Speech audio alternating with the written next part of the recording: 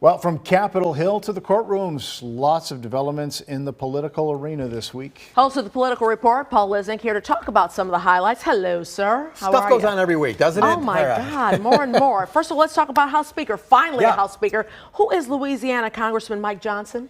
Well, a lot of people had to Google him, and that's not a joke. Now, I don't just mean like I mean like members of Congress. There were people literally, who is this guy? So he really kind of flew under the radar. He is one of the MAGA members, if you will, one of the MAGA Trump supporters. They call him MAGA Mike. There you go. Some are calling him that. And actually, Adam Kinzinger sent out a tweet to a bunch of his friends where he calls him Jim Jordan in drag. That's Kinzinger's line. But the bottom line is he's incredibly conservative. He opposes LGBTQ rights. He favors a federal-wide abortion ban, a national abortion ban. But here's the thing. He's in a new role now. So regardless of who he's been and what he's done and what his views are, he's now Speaker of the House. So the question is he going to be able to work across the aisle with Democrats as needed, with President Biden? He was on Fox the other night, and I watched the interview, and he started talking about Joe Biden and the checks he was getting from his brother and going into some of that conspiracy stuff that we're hearing about. And I just thought, okay, now you're going to have to sit across the couch from the president next week. Is that really where you want to go? He's got to find his way, I think, but it's interesting. He's getting vetted after he got the job rather than before. And he was a 2020 election denier, too.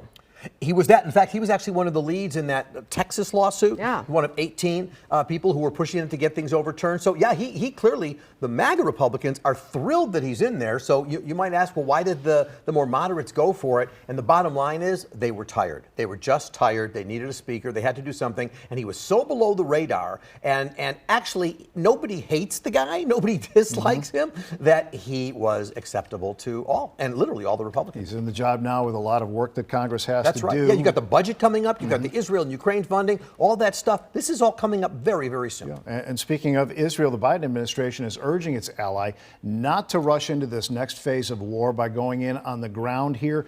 Speak to the reasons that is such a concern of where we are. I think there's a couple things going on. Number one, the hostages. That, of course, is primary concern of the president and of a lot of people. But I think in addition, the president also gets the tone of what's going on in this country. We're seeing the protests and people talking about Palestinian rights and all that. And regardless of their feelings about all of that, the bottom line is the president knows in many ways this is probably a no-win situation in terms of what he's doing. But the longer he can put off what is going to happen in terms of the ground attack, I know there's news tonight that says this seems to be building. His concern, of course, is that more hostages, more American hostages. There's 10 American hostages who are there, 5 of which have Illinois ties. He doesn't want to see anything happen to them. He's going to do what he can to protect them. And I think that's what this is about, in trying to keep Israel in check. But Netanyahu is going to do what he wants to do. So I think there's some respect for the United States wishes, but Netanyahu has a job to do as well. And there will be revenge on Hamas without question. Paul, we may have to interrupt you. We're waiting for a press conference in Maine on the suspect who was been found dead. But in the meantime, let's talk a little bit about Trump in the news every single week. Every single week. Look, what's the latest now? The big news this week is that Mark Meadows, we learned, it has gotten an immunity deal with the feds, with Jack Smith.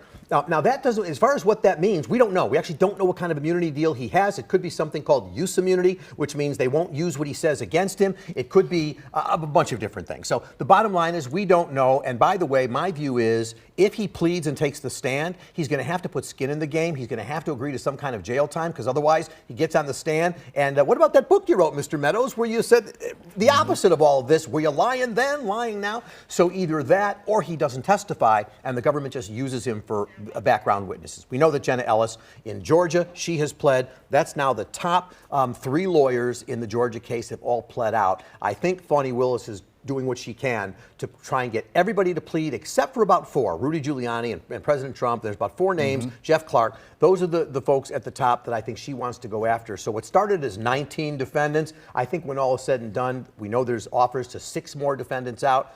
If she gives them the opportunity of no jail time, they take the deal. All right. Thank you.